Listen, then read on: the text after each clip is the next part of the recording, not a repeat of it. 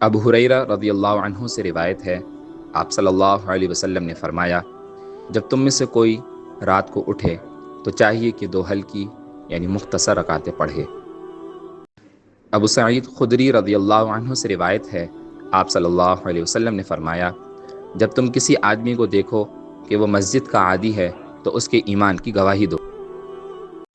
فرشتے اس شخص کے لیے رحمت و مغفرت کی دعا مانگتے ہیں جو اس جگہ بیٹھا رہے جہاں اس نے نماز پڑھی جب تک کہ بے وضو نہ ہو جائے۔ فرشتے کہتے ہیں، اے اللہ اس کی بخشش فرما، اے اللہ اس پر رحم فرما۔ ابو ہریرہ رضی اللہ عنہ سے روایت ہے، آپ صلی اللہ علیہ وسلم نے فرمایا، منافقوں پر سب سے بھاری نماز فجر اور عشاء ہے۔ اگر انہیں معلوم ہو جائے کہ اس میں کتنا ثواب ہے تو وہ گھسٹ کر بھی ان نمازوں کے لیے آئیں۔ زید بن ثابت رضی اللہ عنہ سے روایت ہے، آپ صلی اللہ علیہ وسلم نے فرمایا، اے لوگوں، اپنے گھروں میں نفل نماز پڑھو، اس لیے کہ فرض نماز کے علاوہ آدمی کی افضل نماز وہ ہے جو گھر میں پڑھے۔